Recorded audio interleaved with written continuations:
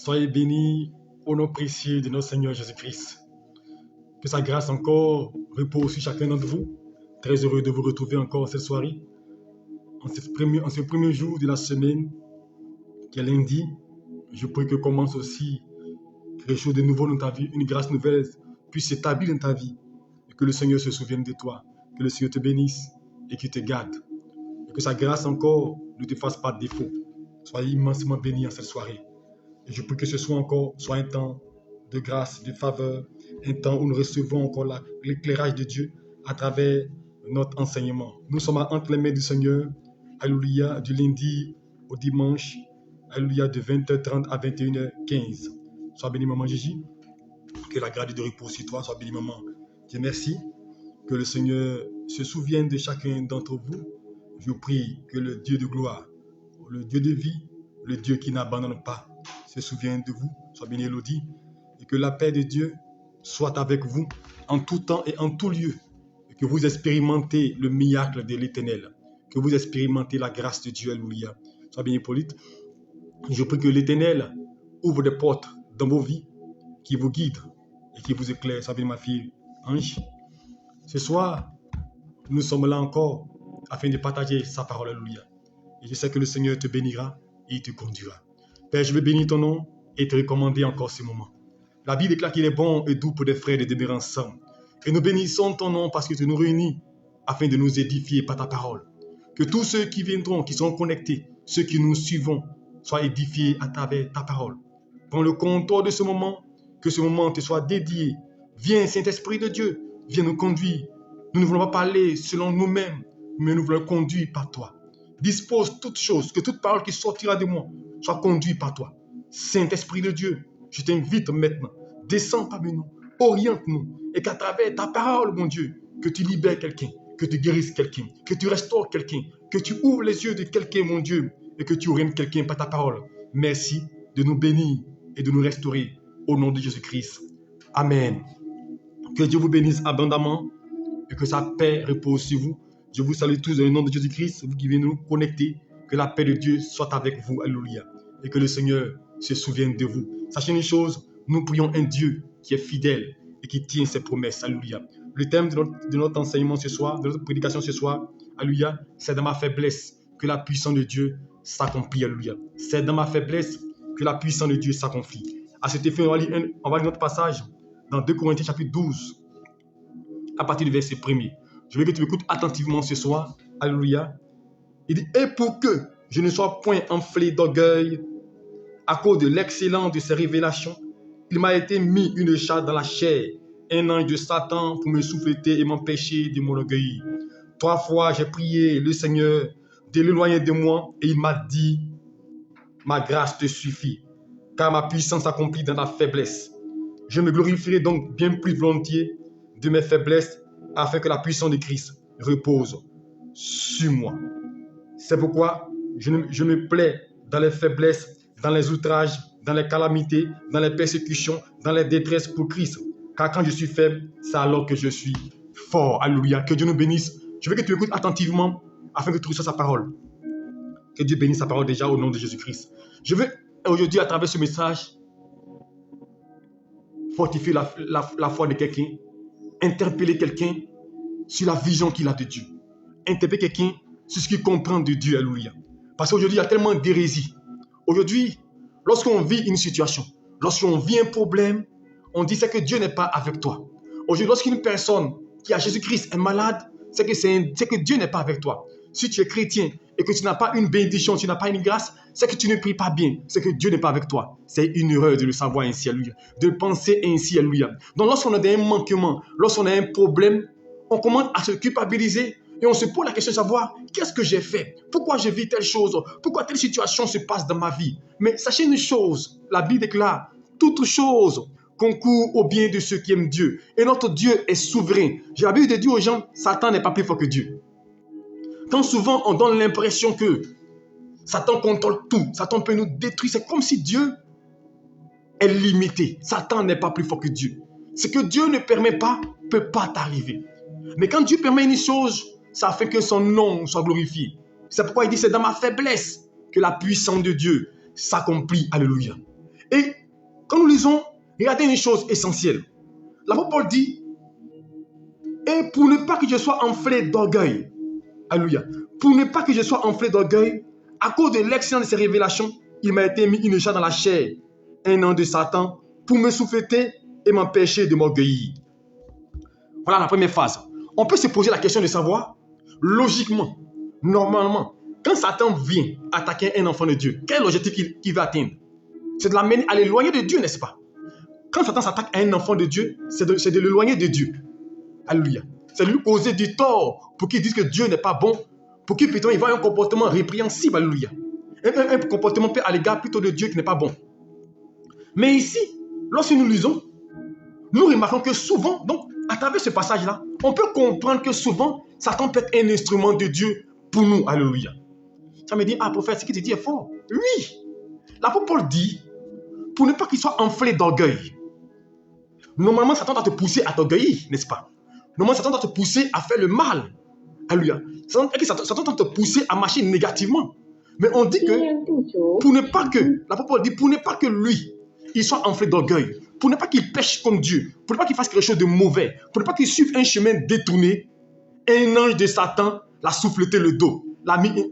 Il a subi un mal. Il a eu une charge dans le dos.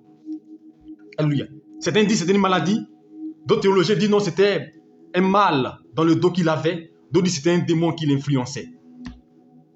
Ce qui est sûr, c'était un problème qu'il avait. Alléluia. Et il dit, c'est un ange de Satan. Donc ce n'est pas un ange de Dieu. C'est un ange de Satan qui est venu pour l'attaquer, qui est venu pour lui causer du tort, qui est venu pour lui causer du dommage. Et il avait un mal, il avait de la douleur. Pendant que lui, Paul, il priait pour des gens, pendant que Paul guérissait les malades, pendant que Paul, la Bible déclare que son mouchoir, quand le touchait, guérissait des malades, lui-même, il avait un problème dans le dos. Alléluia. Et ça a été causé par qui? On dit un ange de Satan. Un ange de Satan envoie le mal à Paul. Un ange de Satan envoie la maladie à Paul. Mais moi, c'est le but là, ce qui m'intrigue. L'ange de Satan cause des dommages à Paul pour que Paul puisse être un bon adorateur. Pour que Paul ne se retire pas de Dieu. Pour que Paul ne marche pas hors de la voie de Dieu. Mais c'est bizarre. Normalement, quand les démons viennent, c'est de nous pousser à écarter Dieu de mon chemin. Mais un ange de Satan a mis une charge dans le dos. Pour ne pas que je m'orgueillisse, pour ne pas que je sois orgueilleux, pour ne pas que je marche différemment. Alléluia. Parce que la Bible déclare Dieu résiste aux orgueilleux. Donc normalement, Satan doit te pousser à être orgueilleux, n'est-ce pas? C'est-à-dire, Satan doit te pousser à être orgueilleux. C'est sa mission. Mais là, on dit que l'ange de Satan te pousse à ne pas être orgueilleux à cause du mal que tu as. Je veux dire à quelqu'un de comprendre que souvent il y a des situations qui arrivent dans nos vies. Il y a des événements que Dieu permet pour nous éloigner de beaucoup de mal. Souvent Dieu permet que l'ennemi t'attaque. Souvent Dieu permet que l'ennemi vienne t'attaquer. Parce que Dieu veut t'emmener dans sa gloire. Dieu veut t'épargner d'un problème. Il veut t'épargner d'une situation. Mais le problème des chrétiens, nous ne comprenons pas, nous ne saisissons pas le message qui est derrière. Je vous ai parlé de l'exemple de Balaam. Balaam à qui Dieu dit d'aller, lorsqu'il voulait partir, d'aller maudire les Israéliens, comme dessus plutôt Balak. Dessus Balak. Mais s'il partait, il devait faire ce que Dieu lui demande de faire. Et il va obéir.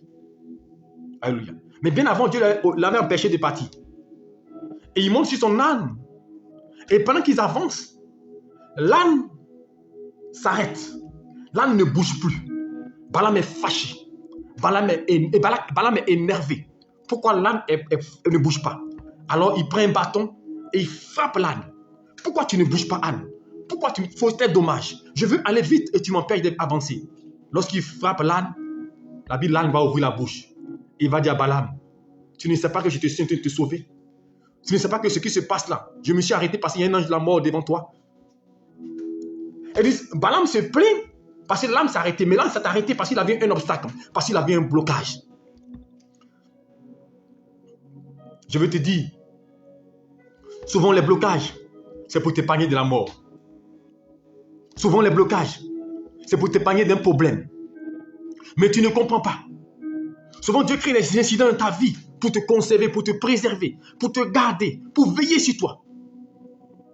Si l'âne n'était pas arrêté, Balaam allait mourir. Alléluia. C'est pourquoi la Bible déclare, toute chose concourt au bien de ceux qui aiment Dieu. Alors tout ce qui arrive dans ta vie va t'amener dans la gloire de Dieu. Dieu souvent permet des événements pour t'enseigner. Dieu permet des événements pour que tu comprennes sa volonté, pour que tu comprennes qu'il est là, pour que tu comprennes qu'il est Dieu, pour que tu comprennes qu'il se manifeste. Alors il va dire à Paul, on continue notre lecture. Paul dit, 3 fois j'ai prié le Seigneur. Paul a prié pour que Dieu le guérisse. Paul a prié pour que Dieu enlève le mal. Paul a prié, Paul a invoqué. Il a fait la prière de tous les différents types de prières, les différents prix de combat. Et puis Dieu dit à Paul, ma grâce te suffit. Est-ce que vous pouvez comprendre ça? Tu as un problème, tu souffres d'une douleur, tu souffres d'une situation et tu appelles Dieu, tu invoques Dieu et Dieu dit, ma grâce te suffit. Paul souffrait dans le dos pendant que lui il guérissait, pendant que lui il aidait. Dieu dit, Paul, ma grâce te suffit. Dieu ne te laissera pas tomber. Mais quand Dieu permet une situation, sa grâce te soutient, sa grâce t'aide, elle te fortifie. C'est la grâce de Dieu qui te permet de tenir et de résister. Alors si tu passes par des temps difficiles, ne pense pas que Dieu t'a abandonné. Ne pense pas que Dieu n'est pas avec toi. Car souvent, les messages que nous entendons ça et là nous amènent à comprendre que Dieu nous a laissé tomber. Des gens disent, si tu n'as pas de mari, c'est que tu ne peux pas bien. Si tu n'as pas de mari, ce n'est pas normal. Si tu n'as pas de mari, c'est que c'est un démon qui te fatigue. Mais pourquoi forcément un démon? Si tu es malade, c'est que c'est un esprit. Si tu es malade, c'est que Dieu t'a abandonné. Mais pourquoi? Pourquoi tout ce que nous vivons qui est négatif, on l'attribue forcément au diable? Dieu permet des situations, Dieu permet des événements afin de glorifier son nom. Et la Bible déclare que cet enfant qui est né aveugle et muet. On pose la question à Jésus-Christ de Nazareth pour savoir pourquoi cet enfant est né ainsi. Est-ce parce que ses parents ont péché? Est-ce parce que ses parents ont commis l'iniquité? Ou mais est-ce que cet enfant est un enfant de malheur? Jésus dit rien de tout cela. Mais c'est afin que la puissance de Dieu se glorifie, afin que la gloire de Dieu soit révélée. Pour qu'on parle de la gloire de Dieu, pour qu'on parle de miracle, il faut qu'il y ait un problème. Pour qu'on parle de guérison, il faut qu'il y ait une maladie. Pour qu'on parle de blocage, il faut qu'il y ait des blocages. Toutes choses concourent au bien de ceux qui aiment Dieu. Alors retiens une chose, si tu passes par un temps difficile, si tu traverses des situations et que tu ne vois pas une issue, ne pense pas que Dieu t'a abandonné. Laisse personne te dire que ce que tu vis, c'est parce que Dieu t'a laissé. C'est parce que tu es dans le péché. C'est parce que Dieu n'est pas avec toi. Parce qu'aujourd'hui, les blocages que nous connaissons, ce que nous rencontrons, on veut les expliquer. On veut expliquer ce qu'on vit. Si telle personne vit telle chose, on veut l'expliquer. Mon frère, est-ce que tu peux expliquer ce que tu ne comprends pas? Ce que tu ne sais pas, tu veux l'expliquer. Il ne faut pas expliquer ce que tu ne sais pas. Il ne faut pas expliquer ce que tu ne comprends pas. Il ne faut pas expliquer ce que tu ne peux pas percevoir. Parce que le monde spirituel est différent du monde physique. Dans le monde physique, on peut expliquer que 1 plus 1 égale à 2. Mais dans le monde spirituel, on ne peut pas l'expliquer. Alors arrêtez d'expliquer ce que vous vivez. Arrêtez de trouver des arguments. Si je vis telle chose, c'est parce que j'ai fait ceci, c'est parce que j'ai fait cela. Mais pourquoi tu penses cela? Pourquoi forcément tu penses cela? L'apôtre Paul dit, une échelle m'a été mise dans le dos. Il a eu un mal dans le dos, lui Paul, un homme oint de Dieu, un homme rempli d'onction, un homme de prière, un homme qui parle et Dieu écoute, un homme que Dieu a utilisé puissamment. Cet homme-là qui était oint de Dieu, lui-même, il souffrait d'un mal. Pendant que Dieu l'utilisait pour guérir, Dieu l'utilisait pour aider des gens. Est-ce que vous comprenez? Ne laissez personne vous dire que Dieu n'est pas avec vous, que Dieu vous a abandonné. Parce que vous n'avez pas telle chose, parce que vous n'avez pas tel argent, parce que vous n'avez pas telle chose, on dit Dieu vous a abandonné. Et à un moment donné même, il y a des messages qui circulent pour dire, si tu es pauvre, c'est que tu vas aller en enfer. Si tu es pauvre, c'est que Dieu n'est pas avec toi. La Bible déclare, il y avait un homme, il s'appelait le pauvre Lazare, il est rentré dans le paradis. Je ne dis pas qu'il faut aspirer à la pauvreté, parce que moi je veux être riche. Mais je veux dire, c'est parce que quelqu'un est pauvre, que Dieu n'est pas avec lui. Et puis quand on dit pauvre, ça veut dire quoi pauvre? C'est la question. Parce que c'est relatif. Parce qu'un homme peut être multimillionnaire, mais parmi les multimilliardaires, on lui dira qu'il est pauvre. Mais un homme qui est au village, qui a 20 000 francs et qui mange à son aide, il a seulement que 20 000 francs de revenus, mais il ne paye rien, mais il est riche. Donc la pauvreté, comme la richesse, elle peut être relative. Donc arrêtons de justifier ce qui n'est pas bon, de justifier ce qui n'est pas, ce qui arrive. On veut forcément donner une explication à des choses qu'on ne maîtrise pas. Or, la Bible déclare, les voies de Dieu sont insondables. Je vous dis une chose, personne ne peut comprendre Dieu. Le jour où tu comprends Dieu, c'est que Dieu n'est plus Dieu. Le jour où tu comprends Dieu, c'est qu'il n'est plus Dieu. Dieu ne peut pas être compris. Les voies de Dieu sont insondables. Regardez une chose dans la Bible. La Bible déclare que David, dans 2 Samuel, il était là un matin et Dieu va l'inspirer à faire le dénombrement du peuple. Il va faire le dénombrement du peuple. Et lorsqu'il finit le dénombrement du peuple, Dieu lui dit, pourquoi tu as fait le dénombrement du peuple? Comme tu as fait ainsi, voici 3 fléaux, il faut choisir. 3 ans de captivité, 3 mois de guerre et 3 jours de peste. David a choisi 3 jours de peste. Mais c'est Dieu qui l'a inspiré. Je vous dis une chose. Arrêtez de tout justifier. Arrêtez de vouer tout négatif, de tout attribuer au diable, de dire ça c'est le diable. Vous ne comprenez pas la voix de Dieu. Personne ne peut saisir. Je vous dis souvent, mais ce que tu penses que c'est le diable, Dieu peut se retrouver dedans. Attention. Arrêtons de tout attribuer au diable. Si nous ne comprenons pas une chose. Parce que beaucoup de gens attribuent des choses au diable. Souvent des choses qui arrivent à quelqu'un, c'est le plan de Dieu, c'est le projet de Dieu pour la vie de la personne. Parce que Dieu veut l'amener à quelque part, Dieu veut le lever. Donc il crée des situations, il crée des événements qui vont le conduire dans sa volonté. C'est pourquoi la Bible déclare, Jésus a dit, vous allez pleurer et vous allez vous lamenter, mais votre tristesse se changera en joie. La Bible déclare, le malheur atteint souvent le juste, mais Dieu l'en délivre toujours. C'est pour dire le malheur va arriver. Alors que le chrétien ne pense pas que quand on a Dieu, tout sera rose. Souvent, Dieu permet des événements, Dieu permet des situations. Même Jésus, le Fils de Dieu, il a pleuré à Golgotha. Même Jésus, le Fils de Dieu, il a pleuré pour dire, Seigneur, cette coupe pouvait se loin de moi, mais c'était un passage obligé. Il devait passer par là. Souvent, Dieu permet des situations, des événements dans ta vie pour te lever. Souvent, tu as vécu des déceptions, tu as vécu des malheurs, tu as vécu beaucoup de situations et tu as prié Dieu pour dire, Seigneur, délivre-moi. Mais il ne l'a pas fait. Paul a prié, il a prié ardemment. Il n'a pas dit une fois, il a prié à 3 reprises. Ça veut dire instamment. Paul a prié Dieu pour dire, Seigneur, je souffre du mal dans le dos, je souffre, guéris-moi. Et Dieu dit, Paul, ma grâce te suffit. Arrête de me fatiguer pour ce sujet, ma grâce te suffit. Je vous dis une chose, souvent, ce que nous vivons, souvent une maladie que nous vivons, souvent un plan que tu vis peut être un projet divin. Est-ce que vous me comprenez? Au début, la Bible déclare que Samson, quand vous lisez la Bible dans Juge, Samson avait une femme à Tima. Et Samson me dit, je vais aller à Tima pour aller prendre une femme. Ses parents disent, mais c'est pas normal, où tu vas, Samson? La Bible déclare que c'est Dieu qui voulait qu'il parte prendre une femme à Tima. Parce que Dieu voulait utiliser Samson afin de pouvoir avoir la victoire sur les Philistins. Chrétiens, ne pensez pas que ce que vous pensez est de Dieu forcément. Tes pensées ne sont pas de Dieu. Dieu peut entraîner quelqu'un dans une situation pour l'instruire. Je vais enseigner ici sur l'histoire de Osée. Est-ce que quand Osée va prendre une femme étrangère, c'est de sa volonté lui-même? Non. Ce n'est pas de sa volonté qu'il partait prendre une femme étrangère. Mais c'est Dieu qui a dit, Osée, va prendre une femme prostituée, va prendre une femme étrangère. Et Dieu va le conduire, il va faire des enfants avec cette femme. Et lorsqu'il finit, il va prendre une femme fiancée d'un autre. Et que vous pensez qu'Osée l'a fait de gaieté de cœur? Non. Personne ne peut comprendre Dieu. C'est pourquoi arrêtons de vouloir nous jouer des érudits de la Bible. Les maîtres, nous connaissons tout. La Bible déclare, nous connaissons en partie et nous prophétisons en partie. Personne n'a la totalité de la connaissance. C'est Dieu ce qui sait tout. Il dit, j'ai prié Dieu pour qu'il me guérisse. J'ai prié Dieu pour qu'il me libère. Dieu dit, Paul, ma grâce te suffit. Souvent, tu pries pour des choses, mais tu n'as pas le résultat. Tu n'as pas le résultat. Souvent, tu pries Dieu pour qu'il t'exauce, mais Dieu n'hésite pas pour le moment, parce que Dieu va utiliser la situation pour te glorifier, pour t'élever. À travers la situation, il va t'élever. Regardez Israël, c'était le peuple de Dieu, le peuple choisi de Dieu. Mais la Bible déclare, ils vont faire quoi? 430 ans en Égypte. Mais après l'Égypte, quand ils sortent de l'Égypte, la Bible nous dit en moins de quelques temps, ils pouvaient arriver à Canaan. Mais ils ont fait 40 ans dans le désert. Vous pensez que Dieu était content qu'il fasse 40 ans dans le désert, mais c'était le plan de Dieu pour que sa gloire se manifeste. Ils ont fait 40 ans dans le désert. Souvent, tu peux dire, il y a des gens qui se marient à 20 ans, d'autres à 22 ans, d'autres à 30 ans, d'autres à 35 ans, d'autres à 50 ans. Ce qui est sûr, si Dieu t'a prévu que tu te maries, tu vas te marier.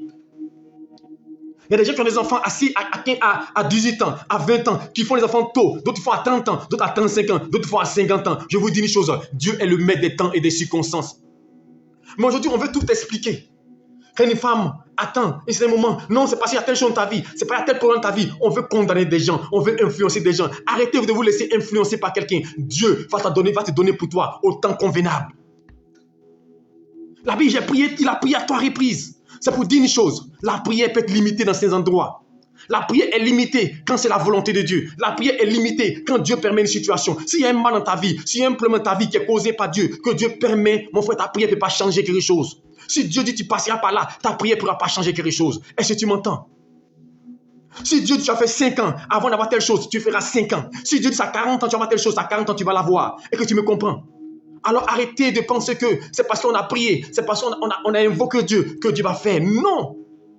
L'apôtre Paul était un homme rempli d'onction. Est-ce que vous comprenez? Rempli de la puissance de Dieu. Mais la Bible déclare, il dit, j'ai prié 3 fois pour que Dieu me sauve. 3 fois pour qu'il me guérisse. Dieu dit, Paul, ma grâce te suffit. Souvent, on peut prier pour quelque chose et puis on peut ne pas avoir gain de cause. Est-ce que vous me comprenez? On peut prier pour une chose et ne pas voir son résultat. Mais Dieu sait pourquoi il permet cela. Dieu sait, mais ce qui est sûr, quand Dieu va faire ton rappel, ça va dépasser ton imagination. Mais toi, attends le temps de Dieu. Attends que la gloire de Dieu se manifeste. Car Dieu a prévu un temps merveilleux, un temps glorieux pour toi. Toute chose est faite par Dieu.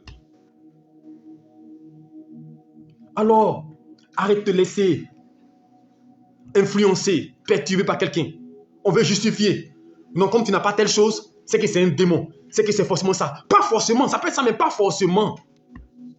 Est-ce que vous comprenez? Pas forcément. Ce que tu vis peut être le projet de Dieu. La Bible dit, j'ai tiré ton cœur dans le désert. Et là, je parlerai à ton cœur. Est-ce que vous comprenez? Quand vous lisez l'histoire de Paul, partout où Paul partait prêcher l'évangile, Dieu lui disait, Paul, si tu vas ici, on va te frapper, on va te chicoter, on va te botter. Et effectivement, quand il partait, cela arrivait. Pas une seule fois, à plusieurs reprises. Quand vous lisez, lorsque Paul parle des preuves de cet apôtre-là, il vous dit quoi? Il dit, j'ai été frappé, j'ai fait naufrage, j'ai été attaqué, on m'a frappé de 5 coups, on m'a chicoté ici. Mais il était enfant de Dieu. Parce que vous pensez qu'être enfant de Dieu veut dire que ça vous dispense de tout, c'est faux. L'évangile qu'on vous prêche, l'évangile de positivité, l'évangile que j'appelle l'évangile commercial. L'évangile commercial pour te dire tout sera rose. Quand tu as Dieu, la pauvreté s'arrête. Quand tu as Dieu, tu ne pleures plus. C'est faux. Jésus même a pleuré. Il dit 3 fois j'ai prié. Jésus a prié. Il dit Père, s'il est pour aussi que cette coupe s'éloigne de moi, mais pas ma volonté, mais ta volonté. Paul a prié pour dire Seigneur, j'ai mal, guéris-moi. Dieu dit Paul, ma grâce te suffit. Dieu te soutient. Dieu te garde. Alors, ne perds pas courage. Dieu sait où il a été envoyé. Dieu sait où il a été t'envoyer. L'échec d'aujourd'hui peut te conduire à la gloire de demain. Alléluia. Chaque chose est inscrite dans le programme de Dieu. Alléluia. Souvent, on peut vivre des situations bizarres, mais c'est Dieu qui nous bénit. C'est Dieu qui ouvre les portes de nos vies. Souvent, on peut passer par des situations, mais on ne sait pas où Dieu veut nous envoyer. Mais attends le temps de Dieu. Ne t'accuse pas. Ne pense pas que tu ne pries pas bien. Non, je ne gêne pas bien. Non, je ne fais pas telle sorte de prière. Non, tu pries. Lui qui exauce, c'est Dieu. Mais ce qui est permis par Dieu, ta prière ne peut pas changer cela. Alléluia. C'est que Dieu organise, c'est que Dieu cautionne, c'est que Dieu permet dans ta vie. Oh, si Dieu permet qu'un démon vienne t'attaquer, si Dieu permet qu'une chose vienne te manifester, c'est lui qui est en mesure d'apporter la solution. C'est pour l'apôtre Paul dit, j'ai prié 3 fois. Mais il dit Paul, ma grâce te suffit. Car ma puissance s'accomplit dans la faiblesse. Alléluia. Ma puissance s'accomplit dans la faiblesse. Pendant que tu penses que tu es faible, que tu es seul, c'est là que Dieu vient te montrer qu'il est avec toi. Pendant que tu penses que tu as abandonné, Dieu te montre qu'il est avec toi. Pendant que les gens pensent que Dieu n'est pas avec toi parce que tu n'as pas tel besoin, tu n'as pas telle chose dans ta vie, tu n'as pas telle grâce, parce que tu as échoué hier, tu as échoué avant-hier. Laisse-moi te dire une chose, c'est dans ta faiblesse que la puissance de Dieu s'accomplit. C'est là où tu penseras que Dieu n'est plus là, que non, je ne vois plus Dieu. C'est là que Dieu est présent pour te montrer que ma fille, je suis avec toi. Même si tu as échoué, ne pense pas que l'échec est un baromètre pour montrer que je ne suis pas là. Non, au contraire, c'est quand tu es faible, quand tu pleures, quand tu n'as plus personne pour t'aider, quand tu es seul, quand tu ne sais pas à quel se vouer, c'est là que je te montre que je suis avec toi pour te soutenir, pour te fortifier et pour t'aider. Alors prends courage ce soir et ne te condamne pas. Arrête de te juger, arrête de te mépriser, arrête de penser que Dieu n'est pas avec toi parce qu'il y a un manquement dans ta vie. Alléluia. Et il dit, je me glorifierai donc bien volontiers de mes faiblesses afin que la puissance de Dieu repose sur moi. Je serai content quand je vis une situation. Je serai content quand je passe par une situation. C'est pourquoi je dis, bénissez Dieu pour ce que vous vivez. C'est pas quand vous lisez la Bible dans Philippiens chapitre 4. Il dit, j'ai appris à être content dans l'état dans lequel je me trouve. J'ai appris à être content dans l'adversité, dans les difficultés. Il dit, j'ai appris à être content. Alléluia. J'ai appris à vivre dans l'humiliation comme dans la disette. Il a appris à glorifier Dieu. C'est pour la Bible en toutes choses, rendez grâce à Dieu. Bénissez Dieu pour tous les événements. Bénissez Dieu pour tout ce qui vous arrive. Élevez-le parce que Dieu seul est le maître. C'est lui qui peut changer toutes choses. Qu'est-ce que tu peux faire? Mon frère, si tu pleures pour une situation, qu'est-ce qui va changer? Dis-moi, tu n'as pas mangé, tu pleures. Qu'est-ce qui va changer? Est-ce que tes pleurs te donneront la nourriture? Mais dis Seigneur, merci parce que je n'ai pas mangé aujourd'hui. Je te rends grâce, toi seul sais. Tu me donneras la nourriture, je sais. Bénis le Seigneur pour les événements. Père, j'ai échoué à telle chose. Je te rends grâce car je sais que tu habites toutes choses concourent au bien de ceux qui aiment Dieu. Tu vas utiliser cette affaire pour m'introduire quelque part. Alléluia. C'est Dieu qui bénit. C'est Dieu qui restaure. Si la grâce de Dieu est sur toi, tu vas réussir, tu vas avancer forcément. Mais la réussite n'est pas déterminée par toi. Elle est déterminée par Dieu. Persévère et tiens bon. Alors, au dernier verset, au chapitre 10, verset 10, de 2 Corinthiens 12, il va terminer pour dire, c'est pourquoi.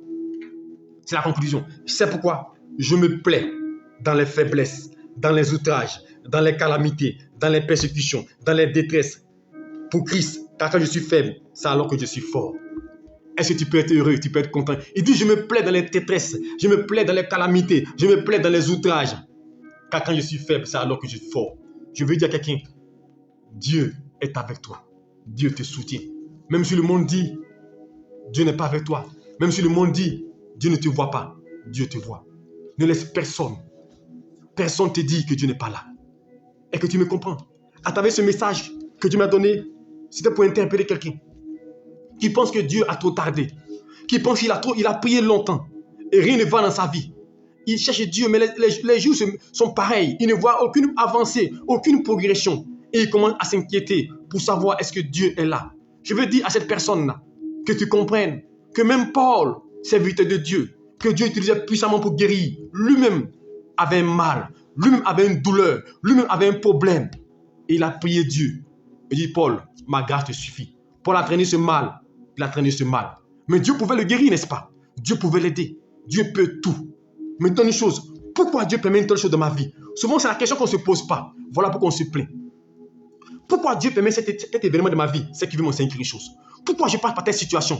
Il y a toujours un enseignement que Dieu veut te donner. Pourquoi je vis tel problème? Pourquoi? Vous savez, quand on ne comprend rien, on accuse Dieu. Souvent, Dieu veut te sauver. Souvent, Dieu veut te bénir. Souvent, Dieu tarde. Il y a des gens, par exemple, qui sont pressés. Rapidement, il y a une opportunité de mariage. Elles sont mariées. Elles sont devenues veuves. Ils sont devenus veufs. Ils sont mariés à 18 ans. Moi, je connais une dame, 23 ans. Elle est devenue veuve. Mais si Dieu disait, attends, on va dire, Seigneur, pourquoi je vous dis une chose? Laissez Dieu faire sa volonté. Dieu ne veut pas votre mal.